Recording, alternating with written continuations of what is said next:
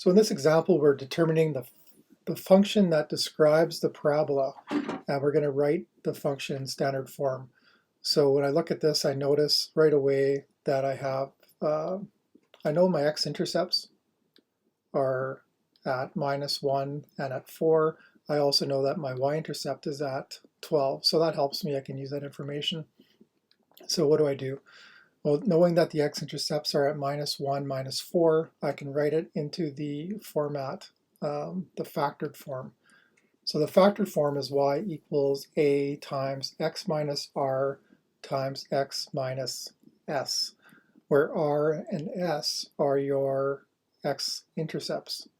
So we have to substitute -1 and 4 in for r and s.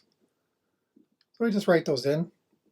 And the thing to remember when you're substituting these in is because it is a minus in this spot right here, that we will always end up with the opposite sign once we're done. So we end up with x plus 1 and x minus 4.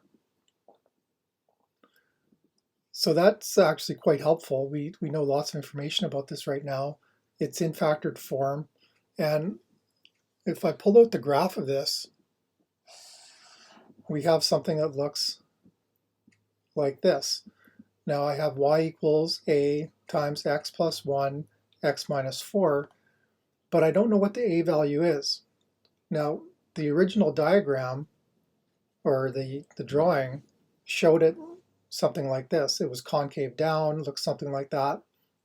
So we know that the a value is negative, but we don't know what that value is. So all we have to do to figure that out is use the other point that we know. And the other point that we know is the y-intercept. So we know the y-intercept is 12. That gives us the point 0, 12. And you notice that we have our x values here, and we have our y value here. So we could substitute the 0 in for x and the 12 in for y, and we'll find out what a equals. So we just substitute everything in, and now we just simplify it. Of course, 0 plus 1 is 1, 0 minus 4 is -4, and when we multiply that out, we'll end up getting -4a on the right side, 12 on the left side. Divide everything by -4, and we'll get a equals -3. Now we knew it was going to be a -3 because it is concave down, so that's not a surprise to us. And from this, now we can substitute our a value equals -3 into our original equation that we have.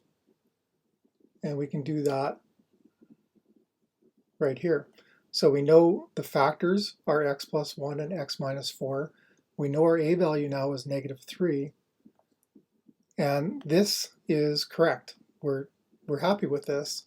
But it does say we want it in standard form. So standard form is where you write it as ax squared plus bx plus c. So now we just have to multiply it all out.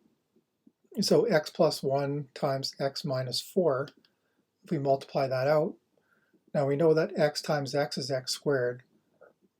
We know that 1 times -4 is the -4, but the middle part of that comes from x times -4 gives us -4x, and 1 times x gives us plus 1x. So when we join those together, we get the -3x that I have here. Lastly, multiply through by the -3, the a value, and that will give us y equals -3x squared plus 9x plus 12. So again, how do we know if that's right? Well, we can just graph it and see what we get. And I have it ready for us right here. And I'll just hide this other one. So when I graph y equals -3x squared plus 9x plus 12, I get this shape right here. And I can see that the x-intercepts are at 1, -1, and 4. I can clearly see that the y-intercept is at 0, 12. I can find out what my vertex is, but it's not necessary in this question. but this does look exactly like the graph that we started with. So it looks like we're on the right track here.